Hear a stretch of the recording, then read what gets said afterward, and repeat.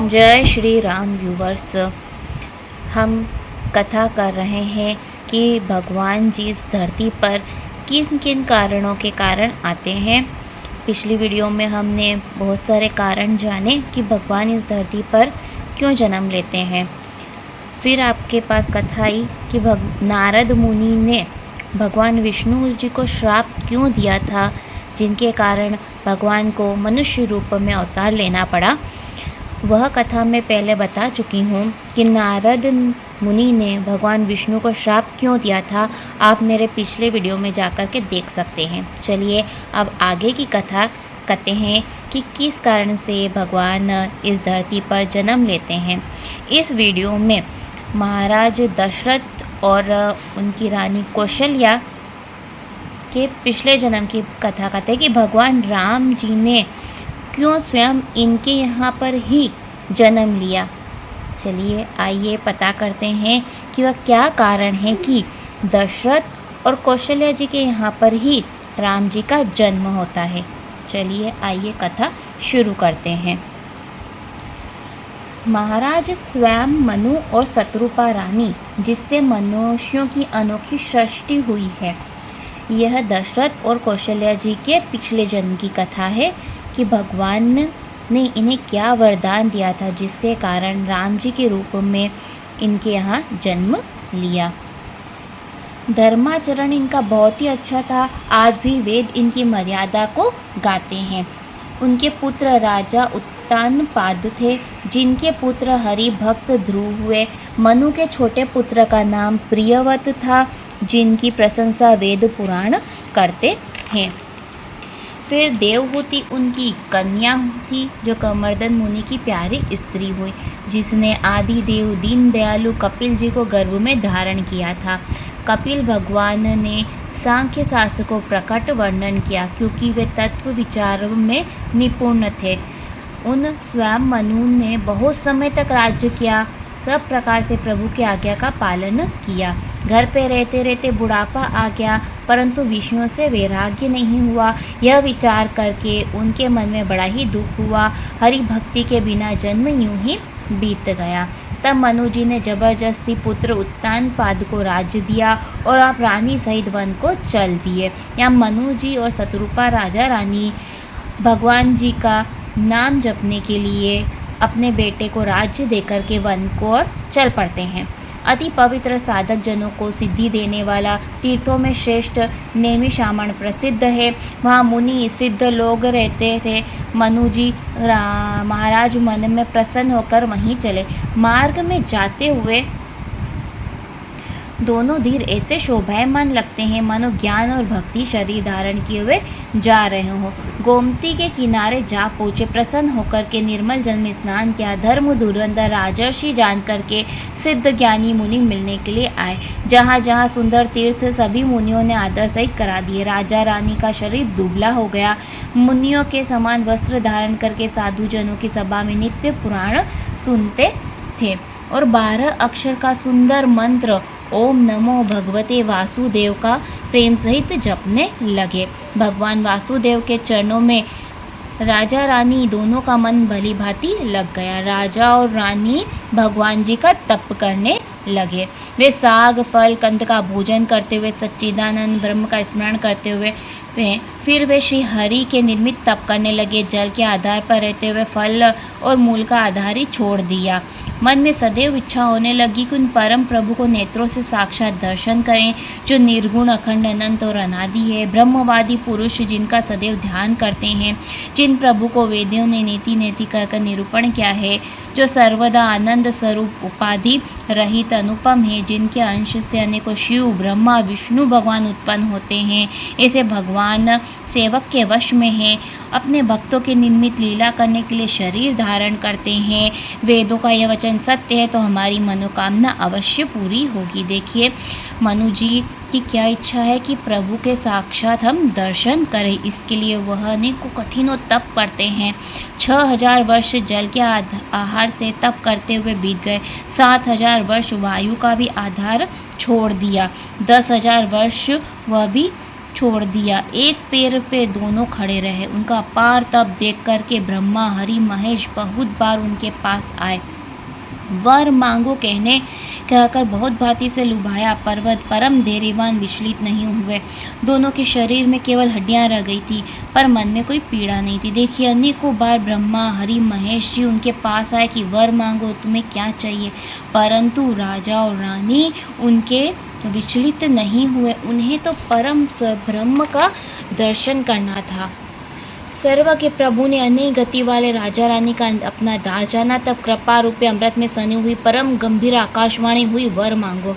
मरे हुए को भी जिलाने वाली सुंदर वाणी कानों से होकर जब हृदय में आई, तब उनका शरीर ऐसा हष्ट पुष्ट हो गया मानो अभी घर से आए हों। देखिए, इतना कठिन तप किया उन्होंने कि भगवान जी उनसे प्रसन्न हो ही गए। कानों में अमृत के समान वचन सुनकर के उनका शरीर पुलकित हो गया, प्रफुल्लित हो गया। प्रेम हृदय में नहीं समाता है। तब मनु जी दंडवत करके बोले कि प्रभु सुनिए, आप भक्तों के लिए कल्प वृक्ष है, कामधेनु है। ब्रह्मा हरि महेश आपकी पदरज की वंदना करते हैं। आप सेवा करने से सुलभ है, संपूर्ण सुखों के देने वाले हैं। आप शरणागत के रक्षक है, चराचर के स्वामी हैं। हे अनाथों के हितकारी, जो हम पर आपका स्नेह है, तो प्रसन्न होकर के वर दीजिए कि आपका जो स्वरूप शिव जी के मन में वास करता है, जिनके निर्मित मुनि लोग उपाय करते हैं, जो स्वरूप काकभूषुंडी जी के मन रूपी मानसरोवर में हंस के समान विहार करता है, निर्गुण सगुण कहकर वेदों ने जिनकी बड़ाई की है। हे शरणागत के दुख भंजन करने वाली ऐसी कृपा कीजिए कि वह स्वरूप हम अगा करके देखें।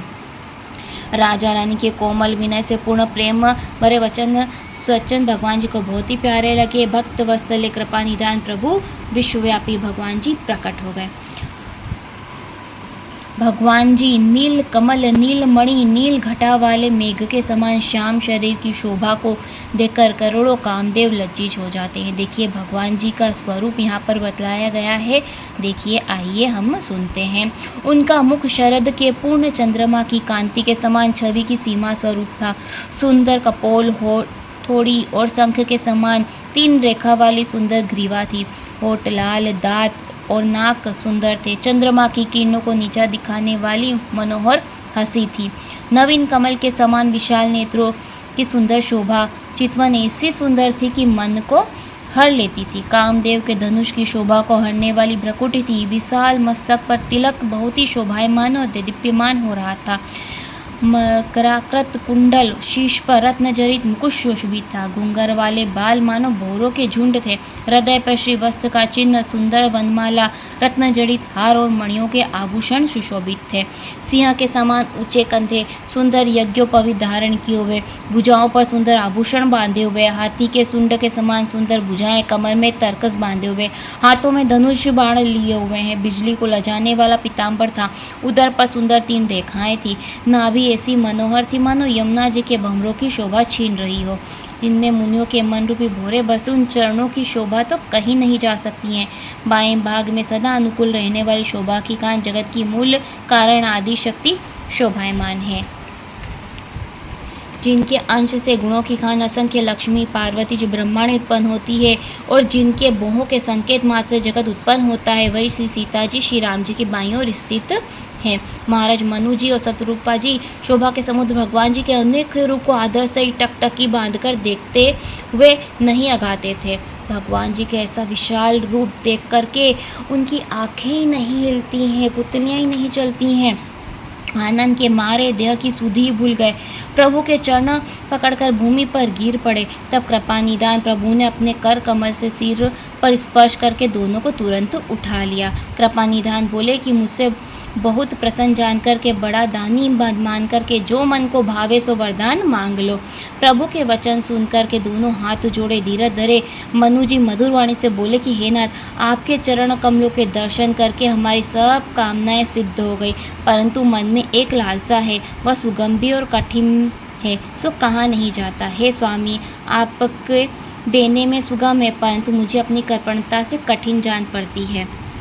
जैसे दरिद्र पुरुष कल्पवृक्ष को पाकर भी बहुत संपत्ति मांगने में संकोच करता है, क्योंकि वह उसके प्रभाव को नहीं जानता, इसी प्रकार से मेरे मन में संशय हो रहा है। हे स्वामी, आप अंतर्यामी हैं, उसे जानते ही हैं, मेरे मनोरथ को पूरा कीजिए। भगवान जी बोले कि हे राजन, संकोच छोड़ कर के मुझसे मांगो, मेरे पास कोई वस्तु नहीं जो मैं तुम्हें ना दे सकूं। मनु जी बोले कि हे दानियों के शिरोमणि, कृपा निधान स्वामी, मैं सच्चे भाव से कहता हूँ कि मैं आप ही के समान पुत्र चाहता हूँ। प्रभु से भला क्या छिपाऊँ। राजा की प्रीति देखकर, अमूल्य वचनों को सुनकर के करुणा निधान भगवान जी बोले, ऐसा ही हो, मैं अपने समान कहाँ जाकर खोजूंगा, अतः हे राजन, मैं ही आकर तुम्हारा पुत्र होऊंगा। शत्रुपा जी को हाथ जोड़े देख करके भगवान जी बोले कि देवी, तुम्हें अच्छा लगे सो वर मांग लो।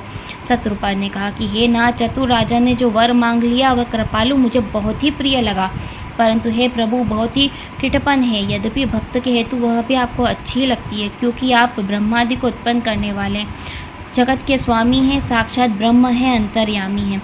ऐसा समझने से मन में संदेह होता है, परंतु प्रभु ने जो कुछ भी कहा वह सत्य है। हे नाथ, आपके जो अनेक भक्त हैं, जिस सुख को पाते हैं, जिस गति को प्राप्त होते हैं प्रभु, वह सुख, वह गति, वह भक्ति, आपके चरणों में स्नेह, वह ज्ञान और वह रहन सहन हमको कृपा करके दीजिए।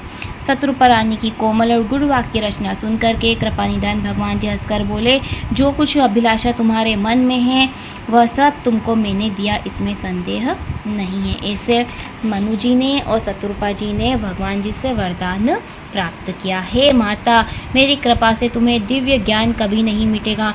मनु जी प्रभु के चरणों को प्रणाम करके फिर कहा कि प्रभु, मेरी एक और विनती है, आपके चरणों में मेरी पुत्र की सी प्रीति होवे, चाहे मुझे कोई मूर्ख ही क्यों ना कहे। जैसे मणि के बिना सांप, जल के बिना मछली नहीं जी सकती, इसी प्रकार मेरा जीवन आपके अधीन रहे। ऐसा वर मांगकर भगवान जी के चरण पकड़ कर रह गए। करुणा निधान भगवान जी बोले, ऐसा ही होगा। अब तुम मेरी आज्ञा मानकर इंद्र की राजधानी अमरावती में जाकर वास करो। हे तात, वहाँ परमानंद भोग करके फिर कुछ समय बीत जाने पर तुम अवध के राजा होगे, तब मैं तुम्हारा पुत्र होऊंगा। इच्छा के अनुसार मनुष्य रूप धारण करके तुम्हारे घर में प्रकट होऊंगा। हे तात, अपने अंशों समय देह धारण करके भक्तों को सुख देने वाले चरित्र करूंगा, जिनको आदर सहित पुरुष मनुष्य सुन करके बड़े भाग्यवान पुरुष माया मोह मद को छोड़ करके भव सागर से तर जाएंगे। जिन आदि शक्ति ने जगत को उत्पन्न किया, मेरी माया भी अवतार लेंगी। मैं तुम्हारे मनोरथों को पूरा करूंगा। मेरा प्रण सत्य है, सत्य है, सत्य है। बारंबार ऐसा कहते हुए करुणा निधान भगवान जी अंतर्ध्यान हो गए। फिर राजा रानी दोनों कृपालु भगवान हरि भक्ति हृदय में धारण करके कुछ समय तक उसी आश्रम में रहे। फिर समय पाकर के बिना कष्ट के देह छोड़ करके अमरावती में जाकर के वास किया। याज्ञवल्क्य जी बोलते कि भरद्वाज जी, इस अत्यंत पवित्र कथा को पार्वती जी से महादेव जी ने कहा। राम जन्म होने की और भी अनेकों कारण हैं। देखिए, राम जन्म के और भी कारण हैं, वह आगे की कथा में आपको बताऊंगी। कि रावण की पिछले जन्म की कथा है कि रावण पिछले जन्म में एक बहुत ही अच्छा राजा था।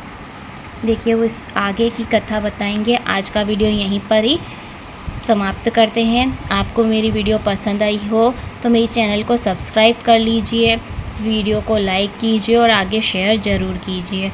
जय श्री राम।